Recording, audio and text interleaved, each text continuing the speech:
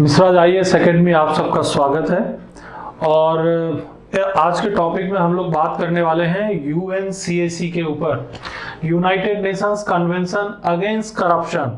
यानी कि करप्शन के ऊपर हम लोगों ने बहुत सारे टॉपिक पढ़े अभी तक। आप सबको पता होगा कि हमने करप्शन के बारे में बताया आपको कि करप्शन का कारण क्या है, उसके प्रकार क्या है, उसके डेवलपमेंट के रीजन क्या है, उसके इम्पैक्ट क्या है, और उसके बाद बताया कि करप्शन को रोकने के क्या क्या तरीके हो सकते हैं। आपको ये भी बताया हमने कि society, civil society, media, social media और जो बहुत सारे मशीनरीज हैं, लोकपाल, लोकायुक्त और इसके अलावा जो है सेंट्रल विजिलेंस कमीशन और हमारे देश में जो तमाम एक्ट हैं वो करप्शन को रोकने में कैसे हेल्प कर सकते हैं। अब देखिए, इन्हीं बिंदुओं से आगे बढ़ते हुए एक इंटरनेशनल हमारे पास एक ट्रीटी है, United Nations Convention against corruption. United Nations Convention against corruption ये एक इंटरनेशनल ट्रीटी है, जैसा कि मैंने यहां पर डिफाइन करने की कोशिश की है। The United Nations Convention against Corruption, UNCAC, is the only legally binding international anti corruption multilateral treaty. Multilateral treaty एकमात्र ऐसा समझौता जो अंतरराष्ट्रीय स्तर पर, और आपकी जानकारी के लिए कि इसमें अभी तक 187 देश, 187 कंट्रीज इसमें हिस्सेदारी करते हैं। यानी संयुक्त राष्ट्र संघ के जितने देश हैं, यूनाइटेड नेशंस के जितने कंट्रीज मेंबर हैं, उनमें से कुछ ही देश ऐसे हैं जो इसमें पार्टिसिपेट नहीं करते हैं। अन्यथा यूनाइटेड नेशंस के जितने मेंबर्स हैं उनमें से 187 देश इस बात से सहमत हैं कि वैश्विक स्तर पर ग्लोबली जो करप्शन के खिलाफ जो लड़ाई है उसको मिलजुल करके लड़ा जाना चाहिए, क्योंकि वैश्विक स्तर पर करप्शन के कारण हर एक देश को नुकसान होता है। अगर आंकड़ों की बात करेंगे तो यहाँ पर कुछ आंकड़े आपके पास हैं। देखिए, मैंने यहाँ बताया है कि इंडिया, केवल इंडिया की बात करें तो एक आंकड़ा है कि लगभग $1 ट्रिलियन पर ईयर करप्शन के रूप में नुकसान हो जाता है। $1 trillion we lose as corruption. अब आप सोच सकते हैं कि अगर ये पैसा सरकार के खजाने में आए या ये वैलिड तरीके से अगर ये कलेक्शन हो तो गरीबी को दूर करने में, बेरोजगारी को दूर करने में, इंफ्रास्ट्रक्चर डेवलप करने में कितनी मदद मिल जाएगी। ये तो केवल भारत की बात हुई। अगर आप इंटरनेशनल लेवल पे जाएंगे तो the global economy is estimated to be losing about 1.5 to 2 trillions or 2% GDP annually because of the bribery। International monetary fund का है ये आकलन। इंटरनेशनल मॉनेटरी फंड ने बताया कि भाई पर ईयर, प्रति वर्ष लगभग $1.5 से 2 ट्रिलियन, $1.5 से 2 ट्रिलियन का नुकसान हमें केवल ब्राइबरी के कारण होता है। यानी कि लोग जो है, जो गवर्नमेंट ऑफिशियल्स को या अपने कामों को करवाने के लिए जो ब्राइब देते हैं, घूस देते हैं, रिश्वत देते हैं, वो सरकार के आकलन में नहीं आ पाता है और इंटरनेशनली कितना बड़ा नुकसान होता है। अब आप, ये तो हो गई आंकड़ों की बात, लेकिन अंतरराष्ट्रीय स्तर पर ये बातें उभर के क्यों आई सामने, इस पर भी थोड़ा सोचना पड़ेगा कि ऐसे क्या गंभीर परिस्थितियां थी कि अंतरराष्ट्रीय स्तर पर इसके ऊपर चर्चा शुरू हुई। तो इसके ऊपर भी समझने के लिए देखिए, एक एनजीओ है, ये यूके का एनजीओ है, has found that the corruption, tax evasion and the corporated malpractices is leading to monetary losses that could wipe out poverty in few years। ये एक संस्था है यूनाइटेड किंगडम का, इसने स्टडी किया, उसका नाम है वन ऑर्गेनाइजेशन का ही नाम है, एनजीओ है वन। उसने स्टडी किया कि ग्लोबली, वैश्विक स्तर पर इतने बड़े पैमाने पर, इतने बड़े जो नुकसान होता है ये कॉर्पोरेट मल प्रैक्टिसेस के कारण, ब्राइबरी के कारण, एम्बेजलमेंट के कारण, ये सब घूसखोरी के तरीके हैं, फ्रॉड के कारण ये इतना ज्यादा नुकसान होता है कि अगर कायदे से वो इकोनॉमी में आ जाए, अर्थव्यवस्था में आ जाए, तो उससे गरीबी को पूरे विश्व से दूर किया जा सकता है। कितनी बड़ी बात यहां पर बताई इस ऑर्गेनाइजेशन ने। तो कायदे से ये बात संयुक्त राष्ट्र संघ को कई सालों तक स्टडी के बाद समझ में आया कि एक तरफ जहां डायरेक्टली यानी कि प्रत्यक्ष रूप से देखेंगे तो करप्शन इंपैक्ट डालता है जीडीपी यानी कि ग्रॉस डोमेस्टिक प्रोडक्ट में, यानी कि ग्रोथ में, ग्रोथ ऑफ द कंट्री। किसी भी देश की जो प्रोग्रेस है वो प्रभावित हो जाती है, अफेक्टेड हो जाती है। ह्यूमन डेवलपमेंट इंडेक्स जो है उसको, उस पर भी प्रभाव पड़ता है करप्शन का। यानी जिन देशों का करप्शन परसेप्शन इंडेक्स की जो वैल्यू है वो अगर ज्यादा है तो ऑटोमेटिकली वहां पर ह्यूमन डेवलपमेंट इंडेक्स की स्थिति भी बहुत अच्छी होगी। यानी HDI is better if corruption perception index value is better. यानी कि करप्शन परसेप्शन इंडेक्स जो मैंने पिछले टॉपिक में आपको कराया है, यानी कि measurement of corruption, transparency international, CPI, ये कितना महत्वपूर्ण टॉपिक था जिसको मैंने पिछली क्लास में आपको कराया। अगर आपने हमारे चैनल को सब्सक्राइब नहीं किया है तो उसे इमीडिएट सब्सक्राइब कीजिए, मिस मत कीजिए। और आने वाले समय में ऐसे महत्वपूर्ण वीडियोस के लिए आपको हमारे चैनल पे बने रहना जरूरी है, नहीं तो बहुत कुछ मिस कर जाएंगे। इसीलिए प्लीज प्लीज प्लीज चैनल को सब्सक्राइब कीजिए और एक सामाजिक जिम्मेदारी भी निभाइए, इसे शेयर भी कीजिए, लाइक भी कीजिए और कमेंट भी कीजिए। तो आप महसूस करेंगे कि जो चीजें आपको दी जा रही है वो कितना आपके लिए महत्वपूर्ण है। और जब आप PSC का मेंस एग्जाम देके आएंगे, UPSC का प्रीलिम्स या मेंस देकर के आएंगे और हमारी इन बातों का फायदा जब वहां पर मिलेगा तो आप महसूस करेंगे कि सर ने हमें जो बताया था वो सही और सटीक था। इसीलिए मैं आपसे बार बार ये रिक्वेस्ट करता हूं कि इस मौका को गवाइए मत और हमसे जुड़ करके आप इस पढ़ाई को आगे बढ़ाइए। और हमारी अभी मैं ये नहीं कहता कि मैं बहुत पुराना इस फील्ड में हूं, लेकिन आने वाले समय में बहुत सारे महत्वपूर्ण वीडियोज आपके पास आएंगे, ये मैं आपको दावे के साथ कह सकता हूं और पूरे विश्वास के साथ आपके साथ में ये शेयर कर सकता हूं कि आपको जितने भी वीडियोज यहाँ से मिलेंगे वो सब आपको काम आने वाले हैं। तो मैं यहाँ पर बात आपसे यही कह रहा था कि ट्रांसपेरेंसी इंटरनेशनल की जो रिपोर्ट थी, जब उसके बारे में हम बात कर रहे थे तो आपको बताया था कि देखिए विश्व के कुछ देश ऐसे हैं जैसे कि न्यूजीलैंड है, डेनमार्क है, फिनलैंड है, इनका जो है कितना ज्यादा इनका वैल्यू आता है। इनकी वैल्यू जो है CPI में एकदम ऊपर रहती है, 87, 86, 85 और इंडिया की वैल्यू आती है 41। तो उसी के हिसाब से देखिए ह्यूमन डेवलपमेंट इंडेक्स भी दिखाई पड़ता है। जो ह्यूमन राइट्स की जो कंडीशन है, जो पीस यानी कि जो पीस एंड ऑर्डर की स्थिति है, वो भी कहीं ना कहीं इन सब बातों से जुड़ी हुई है।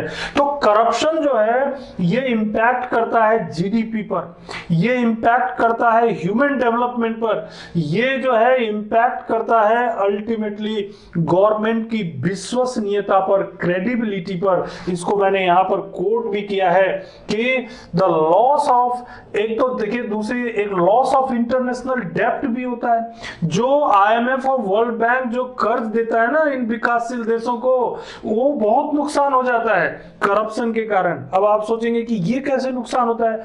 बहुत सारा पैसा IMF, world bank, Asian development, ये सब जो इंटरनेशनल ऑर्गेनाइजेशन है, ये भारत और भारत जैसे बहुत सारे विकासशील देशों को पैसा देते हैं।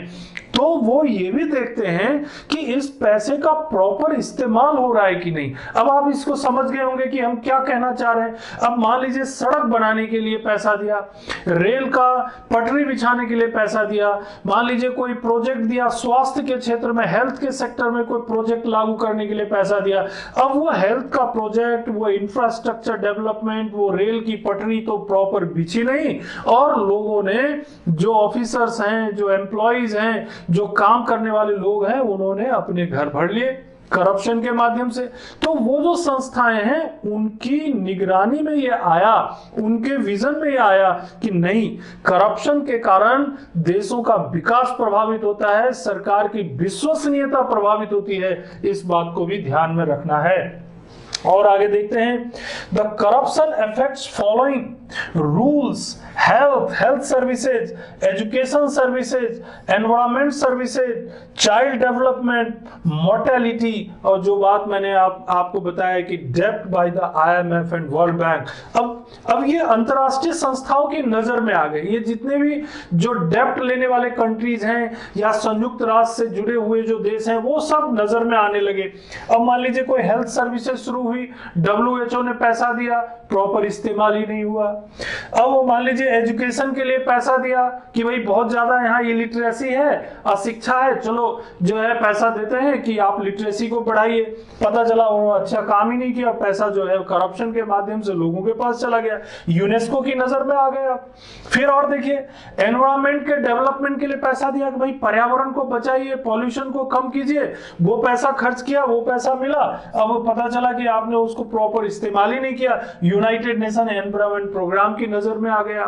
ठीक, और भी ऐसे, जैसे बच्चों के डेवलपमेंट के लिए पैसा दिया, उसको प्रॉपर बच्चों के डेवलपमेंट में खर्च ही नहीं किया, पता चला कि बच्चों के ऊपर और ज्यादा क्राइम बढ़ गए, यूनिसेफ के नजर में आ गए। इसके अलावा मोर्टेलिटी को कम करने के लिए बहुत सारे संयुक्त राष्ट्र संघ की योजनाएं होती हैं, उन योजनाओं को क्रियान्वित करने के लिए पैसा दिया, देशों ने प्रॉपरली इस्तेमाल नहीं किया, अब जो है संयुक्त राष्ट्र संघ के जो है नजर में आ गए। तो यूनाइटेड नेशंस को ये लगा कि नहीं, पूरे वैश्विक स्तर पर एक ऐसा ट्रीटी होना चाहिए, एक ऐसा समझौता होना चाहिए, सभी देशों की सहमति होनी चाहिए, और उस सहमति के लिए जो ट्रीटी बनाई गई उसी को कहते हैं United Nations Convention against corruption.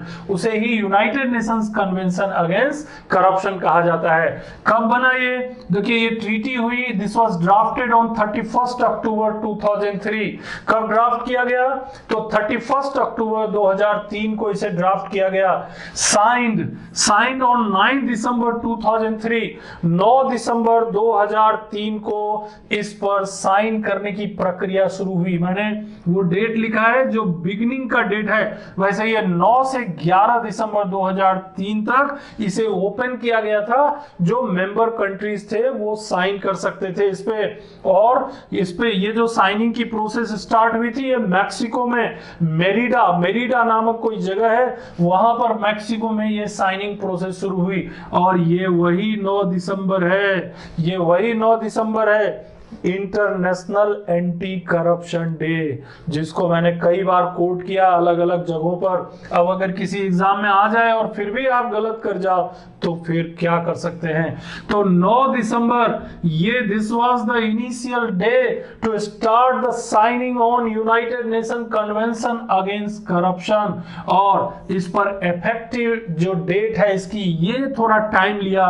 Time इसलिए लेना पड़ता है क्योंकि साइन करना आसान है, लेकिन उन देशों के पार्लियामेंट में, उन देशों की जो विधायी संस्था है, लेजिस्लेचर ऑर्गेनाइजेशंस हैं, वहां पर उसको अप्रूवल लेना पड़ता है। जैसे भारत के संदर्भ में देखेंगे तो इंडियन पार्लियामेंट में कि भाई हमने एक इंटरनेशनल ट्रीटी पे साइन कर दिया है, और साइन किसके बिहाफ पे करते हैं? On the behalf of president, राष्ट्रपति के बिहाफ पे अगर कहीं ट्रीटी हुई है, कोई समझौता हुआ है और उसको रेटिफाई करना पड़ता है अपने देश में, तो आप अपने देश के भीतर पार्लियामेंट से अप्रूवल लेके और फिर बता दीजिए उस संस्था को, यूनाइटेड नेशंस को, कि भाई हमने अपने देश में ये जो हमने ट्रीटी में जो साइन किए थे, हमारे देश की पार्लियामेंट ने भी उसे अप्रूव कर दिया है, इसीलिए हम उसके एक मजबूत सदस्य हैं और हम उस ट्रीटी की शर्तों को मानेंगे।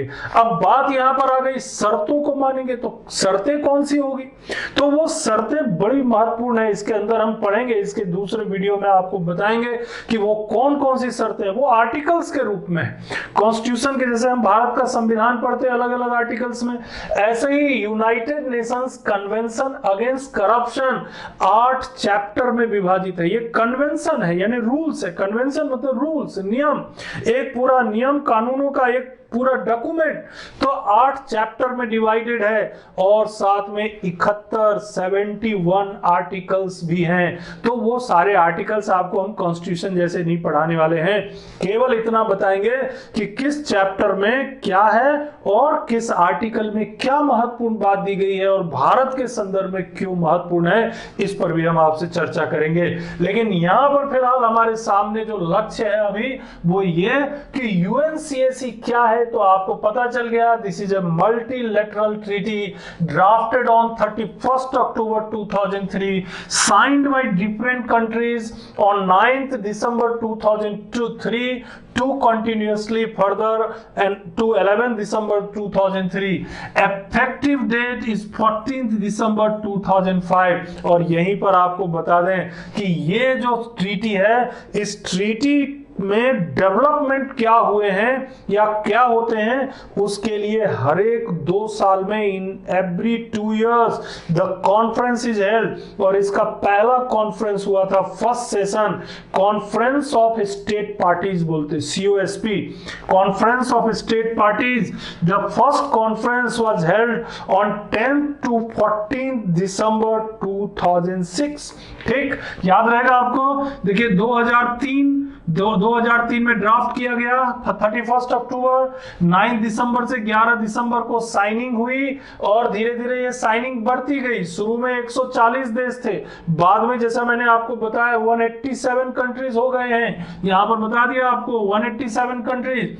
इफेक्टिव डेट 14 दिसंबर 2005 से लागू हो गया और 14 दिसंबर 2005 से लागू होने के बाद इसका पहला सेशन हुआ 10 से 14 दिसंबर 2006 को जॉर्डन में इसका पहला कॉन्फ्रेंस हुआ, है ना। ये तो आसानी से याद रख सकते हैं आप। और लेटेस्ट आप जानना चाहेंगे यार 8वां कब हुआ, सबसे लास्ट कब हुआ?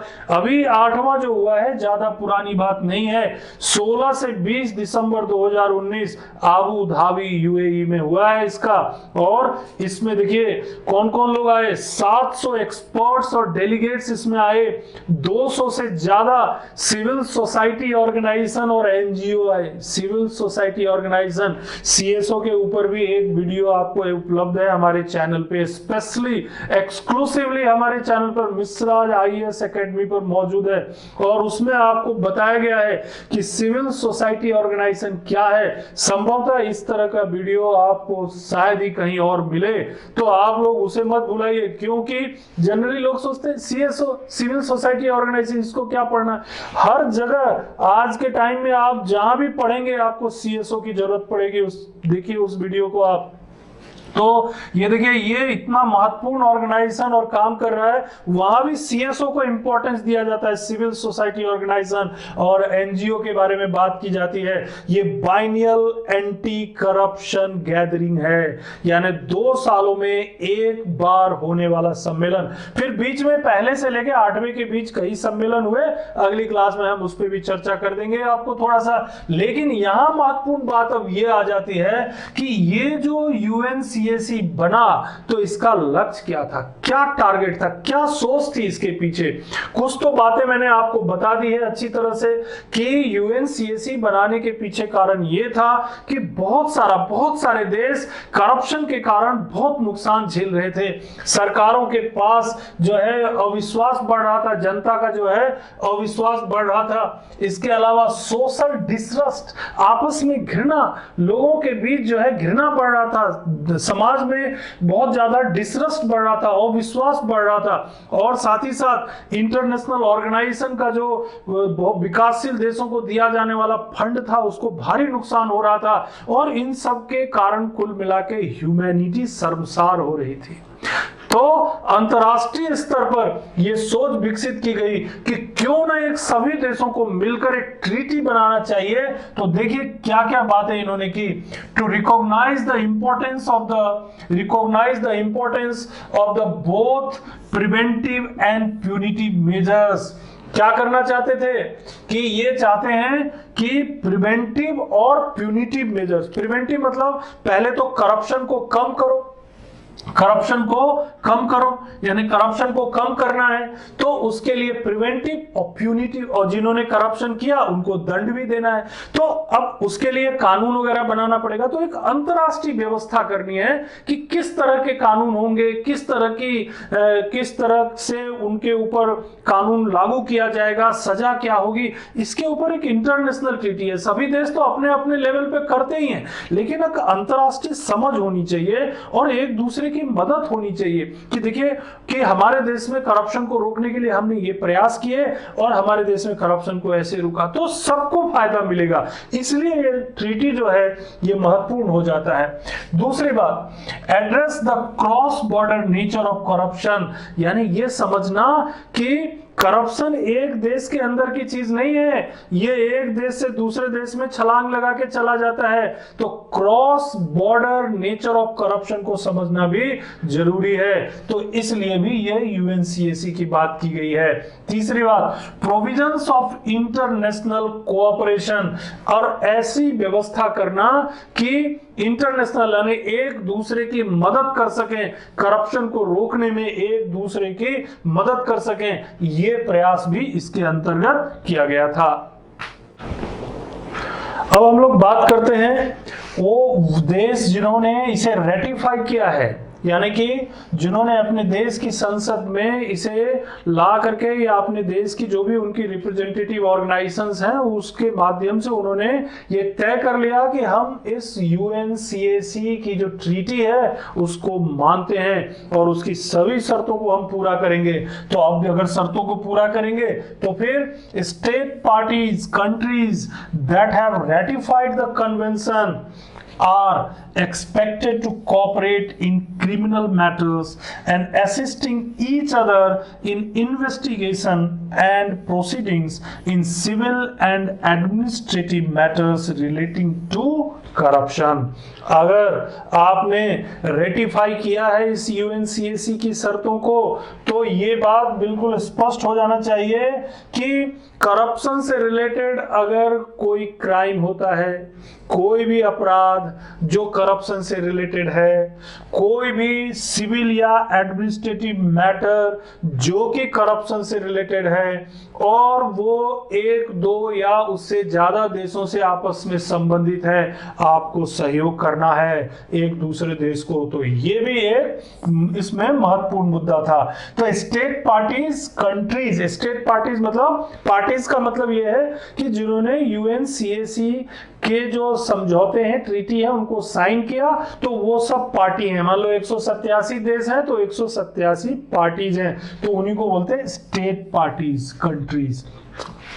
और आगे देखते हैं, UNCAC calls for participation of civil society and non governmental organization. अभी मैं बात कर रहा था सिविल सोसाइटी ऑर्गेनाइजेशन के बारे में। एनजीओ भी आप लोगों का एक बहुत महत्वपूर्ण टॉपिक है यूपीएससी और स्टेट पीएससी के एग्जाम में, एनजीओ के ऊपर भी क्वेश्चन आता है।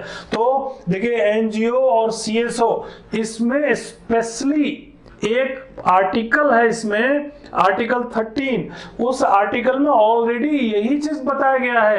आर्टिकल 13 से यहाँ पर ये यूएनसीएसी का आर्टिकल है, ये हमारे कॉन्स्टिट्यूशन से मतलब नहीं है, ये आर्टिकल जो है ये यूएनसीएसी का है। तो यूएनसीएसी के इस आर्टिकल में ये जिक्र किया गया है कि भाई आपके देश में जो सिविल सोसाइटी ऑर्गेनाइजेशन है या नॉन गवर्नमेंट ऑर्गेनाइजेशन है, उन्हें भी करप्शन के मैटर में यानी एंटी करप्शन का जो मूवमेंट है उसमें उनको भागीदारी दीजिए, उनको बढ़ावा दीजिए, उनको आप मदद कीजिए कि वो करप्शन के खिलाफ लड़ाई में भागीदारी कर सकें। और एक महत्वपूर्ण बात कि भाई ये स्थापना हो गई, इसके ऊपर साइन हो गए, इसमें शुरू में 140 मेंबर थे, फिर 187 हो गए। इसके अलावा ये जितने भी इसके जो रेटिफाई करने वाले देश थे उनकी जिम्मेदारी जो है वो भी हमने बता दिया। तो भाई ये काम कहां से करेंगे, इनका सेक्रेटरीट कहां होगा, ये जानने की इच्छा होती है। तो ये देखिए, United nation office on drugs and crime, United nation office on drugs and crime, UNODC, United Nations office on drug and crime, जो ऑफिस है इसका वियना में, ऑस्ट्रिया के वियना में जो इसका ऑफिस है वहीं से इसका काम चलेगा। यूएनसीएसी का काम वियना से, यूएनओडीसी के ऑफिस से, United Nations office on drugs and crime के ऑफिस ही इसका सेक्रेटेरिएट होगा, सचिवालय होगा। ये बात भी समझ जाइए। अब ये तो हो गया सेक्रेटेरिएट की बात, और साथ ही साथ ये जो यूएनसीएसी का जो कन्वेंशन है उसमें जिन लोगों ने रेटिफाई किया या साइन किया उन देशों को क्या क्या जिम्मेदारी आ जाती है उसके बारे में हम चर्चा कर रहे हैं। तो देखिए, reduce various types of corruption can occur across country borders, such as trading in influence, abuse of power, corruption in private sector, and embezzlement and money laundering। किस किस तरह से करप्शन होता है? करप्शन कई तरह से हो सकते हैं। तो इसमें ये बोला, ये जो एक समझौता था, ये जो ट्रीटी था, कन्वेंशन था, उसमें कहा कि भाई सभी देश मिल करके एक दूसरे की मदद करें। किस काम में? तो कई तरह के करप्शन होते हैं विभिन्न देशों में। जैसे एक हमने बताया trading in influence, trading in influence, आपने लॉबिंग वगैरह के बारे में पढ़ा होगा। क्या होता है कि कई देश क्या करते हैं आपस में मिलके, जैसे बहुत सी तेल की कंपनियां, ऑयल एंड गैस की कंपनियां हैं, अब वो देश क्या करते हैं, वो संस्थाएं क्या होती है, अपने ऑयल और गैस प्रोड्यूस करने वाली कंपनियां हैं, तो अपने कुछ सदस्य देशों को लाभ पहुंचाने के लिए वो लोग मिल करके लॉबिंग कर लेते हैं, और इस तरह से कुछ देशों को फायदा पहुंचने लगता है और कुछ देशों को नुकसान होने लगता है। तो ट्रेड इन इन्फ्लुएंसिंग, ये भी करप्शन का एक तरीका होता है कि ट्रेड को इन्फ्लुएंस करके किसी के बेनिफिट में ले जाना और किसी को नुकसान पहुंचाना। अल्टीमेटली नुकसान क्या होता है? कुछ देशों की जनता को नुकसान होता है और कुछ देश की जनता को फायदा हो जाता है। लेकिन यूनाइटेड नेशंस तो भाई सबका है, यूनाइटेड नेशन तो सारे देश जितने भी मेंबर हैं सबके भले के लिए सोचता है।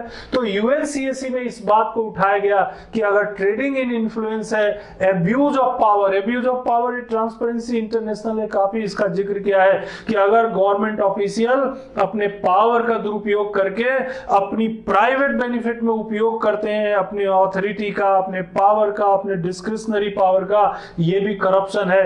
तो उसके लिए भी, उसे रोकने के लिए भी कानून बनाइए। बहुत से देशों में इस तरह की व्यवस्था की गई। और जो इसके कॉन्फ्रेंसेज होते हैं, जो पहला कॉन्फ्रेंस मैंने बताया आपको जॉर्डन में हुआ, और जो लेटेस्ट कॉन्फ्रेंस जो है ये इसकी 2 वर्षीय सम्मेलन 2-2 साल में एक बार होता है, जो 2019 में आबू धाबी में हुआ, उनमें इन्हीं सब बातों पे चर्चा होती है कि आपके देश में कौन सा ऐसा कानून है जिससे कि ट्रेडिंग इन इन्फ्लुएंस को कम किया जा सकता है। हमने पिछले 2 सालों में कौन सा ऐसा कानून बनाया है जिससे गवर्नमेंट सेक्टर में जो घूस लेने वाले अधिकारी हैं या कर्मचारी हैं उन पे कंट्रोल किया जा सकता है। क्योंकि अल्टीमेटली वो चाहे छोटा घूस हो या पॉलिटिकल ब्राइब हो या ऑफिशियल ब्राइब हो, एडमिनिस्ट्रेटिव ब्राइब हो, अल्टीमेटली होता तो जनता का नुकसान है। अपराध बढ़ता है, क्राइम होता है, और साथ ही साथ गरीबी बढ़ती है, एजुकेशन को नुकसान होता है, इंफ्रास्ट्रक्चर डेवलपमेंट नहीं होता है, और अल्टीमेटली सरकार के प्रति जो जनता का भरोसा होता है वो भी कम हो जाता है। तो शेयर करते हैं ये लोग आपस में कि भाई हमें करप्शन को रोकने के लिए ये प्रयास किए, तो वहां से दूसरे देशों से भी सलाह आती है, भाई आपने ये प्रयास किए, हमने हमारे देश में ये कुछ प्रयास किए, देखिए अगर आपको फायदा होता है आप भी करिए, आप भी ऐसा कोई कानून बनाइए। तो बहुत सारे जो कानून आप देखते होंगे, बाद वाले जो कानून, जो कुछ अमेंडमेंट्स हुए, संस्थाएं बनी, व्हिसिल ब्लोइंग एक्ट आया, वो सब कहीं ना कहीं इन सब का असर ही है। इसीलिए ये जो देश में नए नए जो कानून आते रहते हैं, ये इस ट्रीटी का प्रभाव भी रहता है। अब ये नहीं बताएंगे कि हम इस ट्रीटी के कारण हमें ये कानून बनाना पड़ा, लेकिन जब वो कॉन्फ्रेंस में जाते हैं तो उन्हें दिखाना पड़ता है कि देखो साहब पिछले 2 साल में हमने करप्शन को रोकने के लिए कौन सा कानून बनाया। तो वहां पे तालियां बजती हैं, दूसरे देश के लोग वाहवाही देते हैं, बोलते हैं कि अच्छा अच्छा आपने अपने देश में ये कानून बनाया, हम भी हमारे देश में। तो देश की प्रतिष्ठा बढ़ती है, नाम बढ़ता है, तो इसलिए भी कानून बनाए जाते हैं कई बार। तो ये जो अंतरराष्ट्रीय समझौते होते, ट्रीटी होते होते हैं, ये देश की राजनीति को, देश की अर्थव्यवस्था को भी प्रभावित करता है। तो ये जैसे मैंने बताया, abuse of power, corruption in private sector, embezzlement, money laundering का जो बहुत सारा जो अपराध होता है, या आतंकवाद के क्षेत्र में, नक्सलवाद के क्षेत्र में, ये जो ड्रग्स को सप्लाई करने वाले लोग होते हैं, वो सब मनी लॉन्ड्रिंग में बहुत इन्वॉल्व रहते हैं, है ना। चोरी से, हवाला के माध्यम से पैसे को एक देश से दूसरे देश पहुंचा देते, बहुत ही खतरनाक तरीके से काम करते हैं, उससे नुकसान होता है। पता चला कोई आतंकवादी संगठन है भारत में, उसको पैसा मिल रहा है किसी दूसरे देश से, नाम नहीं लेंगे, नहीं तो पता चला उस देश को लगता है कि भाई ये तो हमारा विरोधी है, तो इंटरनेशनली चला जाता है, तो नाम लेने की जरूरत नहीं है।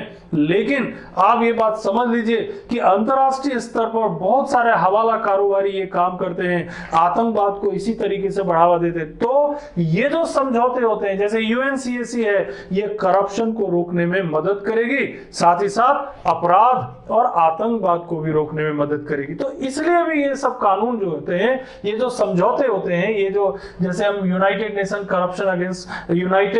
कन्वेंशन अगेंस्ट करप्शन की बात कर रहे हैं, इन सब चीजों में मदद करते हैं।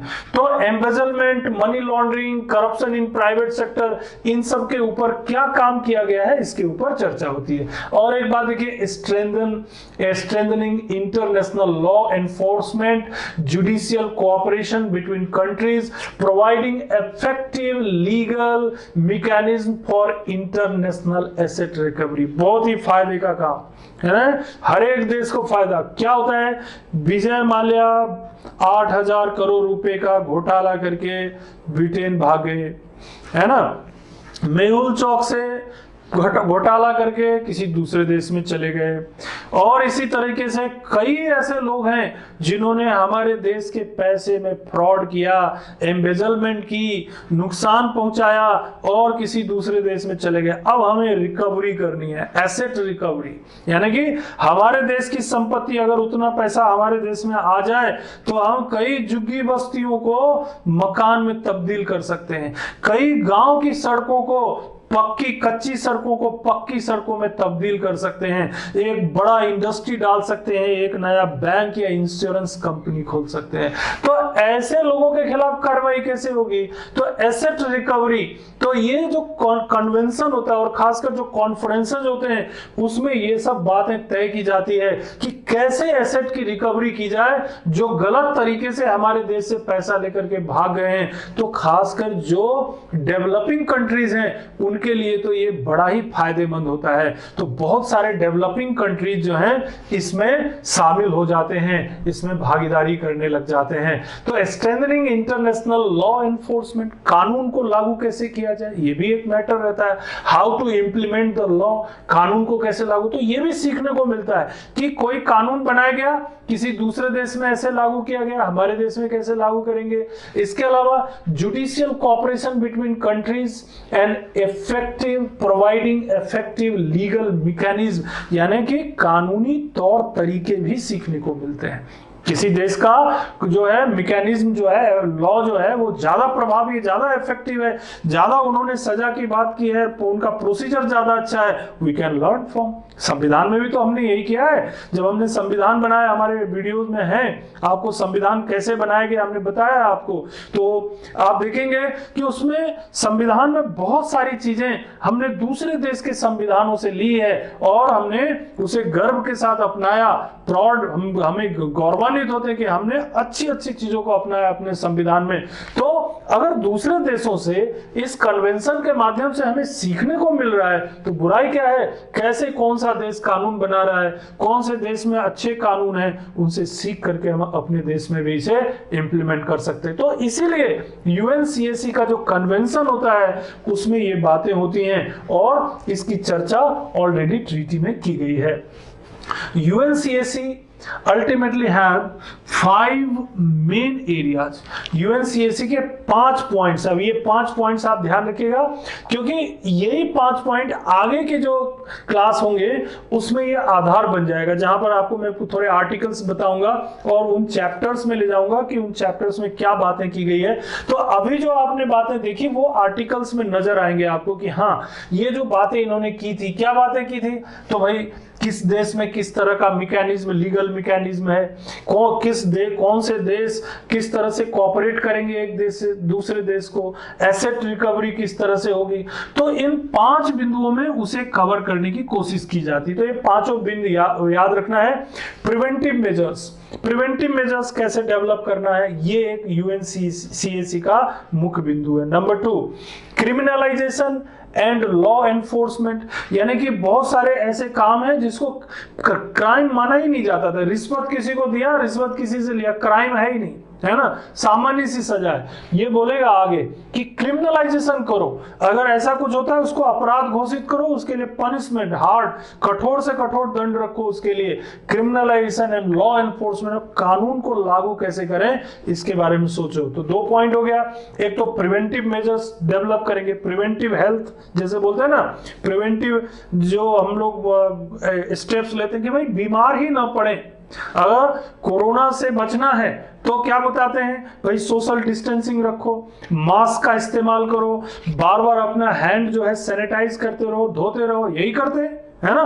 तो यही चीज प्रिवेंटिव मेजर्स है। करप्शन से बचना है, करप्शन को दूर करना है, तो क्या क्या प्रिवेंटिव मेजर्स ले सकते हैं, क्या क्या कानून बना सकते हैं, क्या क्या मैकेनिज्म डेवलप कर सकते हैं। लोकपाल बनाया, लोकायुक्त बनाया, प्रिवेंशन ऑफ करप्शन एक्ट 1988 बनाया, इसके अलावा सेंट्रल विजिलेंस कमीशन बनाया, राज्यों में लोकायुक्त बनाया, इसके अलावा ईओडब्ल्यू है ना, इकोनॉमिक जो ऑफेंस होते हैं उसको पकड़ने के लिए, फिर डिपार्टमेंट, अलग अलग डिपार्टमेंट्स में सीवीओ है ना, चीफ विजिलेंस ऑफिसर बनाया। ये सब चीजें क्या है, ये सब प्रिवेंटिव मेजर्स हैं। कोशिश करते हैं कि भाई करप्शन हो ही ना, डर पैदा करना, टेक्नोलॉजी का डेवलप करना, डिजिटलाइजेशन करना, है ना, ये सब तरीके उसी के हैं कि भाई आप कैश में पेमेंट मत कीजिए, डिजिटल पेमेंट कीजिए, आप जो है वैलेट से पेमेंट कीजिए।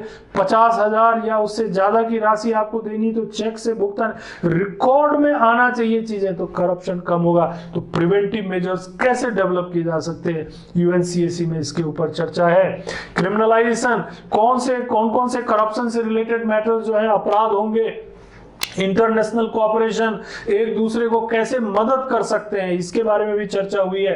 एसेट रिकवरी कैसे, ये तो बहुत ही ज्यादा फायदेमंद चीज है डेवलपिंग कंट्रीज के लिए। बहुत सारे लोग पैसा घोटाला करके जो है दूसरे देश में भाग जाते हैं, तो वो उनसे जो है रिकवरी करने में ये जो हमारा समझौता है ये हमारी मदद कर सकता है।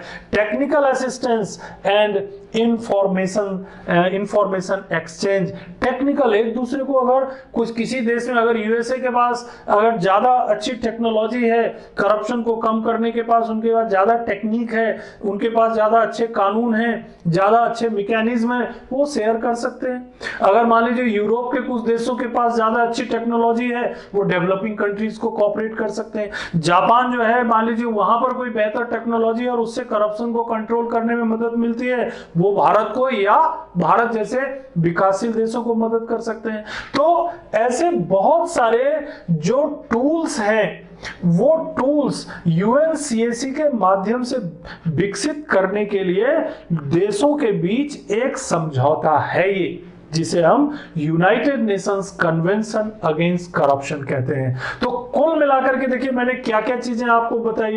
पहली चीज आपको ये बताया कि यूएनसीएसी की आवश्यकता क्यों पड़ी। दूसरी चीज हमने आपको ये बताया कि UNCAC, United Nation Convention against Corruption क्या है। तीसरी बात हमने आपको ये बताया कि यूएनसीएसी की को ड्राफ्ट, क्योंकि ये एक पूरा नियम और कानूनों की एक पूरी व्यवस्था है, एक डॉक्यूमेंट है, दस्तावेज है। 31 अक्टूबर 2003 इस पर देशों ने हस्ताक्षर कब किए, 9 दिसंबर 2003 से इस पर हस्ताक्षर की प्रक्रिया शुरू हुई। ये इफेक्टिव यानी लागू कब से हुआ, 14 दिसंबर 2005। शुरू में इसमें कितने देश थे, 140, और कितने पार्टीज, अभी जो लेटेस्ट जो यूएनसीएसी का कॉन्फ्रेंस हुआ है उसमें 186 देश उसमें भागीदारी कर रहे थे, और उन एक कोई देश हो सकता है नहीं आया हो, वैसे इसमें टोटल पार्टीज जो है 187 हो गए हैं। तो उनमें उसमें यानी COSP बोलते हैं, कॉन्फ्रेंस ऑफ स्टेट पार्टीज, जो लेटेस्ट हुआ 16 से 20 दिसंबर 2019 को, उसमें इन देशों के 700 से ज्यादा एक्सपर्ट आए, डेलीगेट्स आए, CSO और NGO आए, 200 ओसो, और इस कॉन्फ्रेंस में तमाम इस तरह की बातें हुई। फिर हमने आपको ये बताया कि इसका सेक्रेटरीट कहाँ है। इसका सेक्रेटरीट है वियना में। ये भी कभी कभी प्रीलिम्स में काम आ जाता है। वियना में इसका सेक्रेटरीट है। और कहाँ से काम करता है, तो United nation office on drugs and crime का जो ऑफिस है वही ऑफिस इसके लिए सेक्रेटरीट का काम करता है। फिर महत्वपूर्ण बात ये हो गई कि आखिर यूएनसीएसी में बात क्या है। तो बात ये है जो हमने आपको बार बार बताया कि हमें जरूरत है दो बड़ी महत्वपूर्ण चीजों की, एक तो प्रिवेंटिव मेजर्स और दूसरा प्यूनिटिव मेजर। और ये एक देश के भीतर की बात नहीं है, बहुत सारे देशों ने मिल करके ये काम किया है कि क्या प्रिवेंटिव मेजर होगा और क्या प्यूनिटिव मेजर होगा। दूसरी बात जो हमने आपको ये बताया कि ये सारे देश एक दूसरे की मदद करेंगे, हेल्प करेंगे कि क्राइम किस तरह से, करप्शन हमारे देश में हो रहा है, अगर करप्शन हो रहा है तो उसको क्रिमिनलाइजेशन किया जा सकता है, उसे अपराध घोषित किया जा सकता है और उसके खिलाफ कानून बनाया जा सकता है। एक देश दूसरे देश की मदद करेंगे इन सारी चीजों में, ये भी आपको बताया। इसके अलावा कैसे ये देश यानी यूएनसीएसी में ये बात भी चर्चा हुई कि किस तरह से ये देश सिविल सोसाइटी ऑर्गेनाइजेशन और एनजीओज को प्रमोट कर सकते हैं, बढ़ावा दे सकते हैं ये करप्शन के खिलाफ लड़ाई में। इसके अलावा करप्शन को रिड्यूस करने के लिए अलग अलग तरह के जो करप्शन अलग अलग देशों में होते हैं, abuse of power, corruption in private sector, embezzlement, money laundering and trading in influence, इनको कम करने के क्या अनुभव है, किस देश के पास क्या अनुभव है, उसके ऊपर भी आपको बताया। कानूनों को मजबूत कैसे किया जा सकता है इसके बारे में भी चर्चा की। और अल्टीमेटली आपको जो 5 बिंदु हमने फाइनली बताया वो ये है कि UNCAC covers 5 main areas. 1 preventive measures, number 2 criminalization and law enforcement, number 3 asset recovery, number 1 preventive measures, B criminalization and law enforcement, C international cooperation, D asset recovery and E technical assistance and information exchange, यानी कि तकनीकी सहायता और सूचना को एक दूसरे तक पहुंचाना।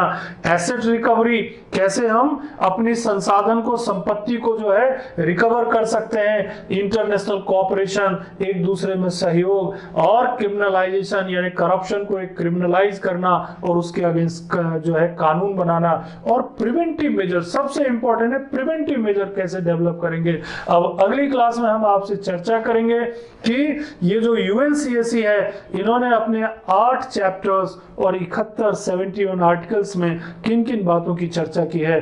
अगले महत्वपूर्ण वीडियो में आपसे फिर मिलते हैं। धन्यवाद।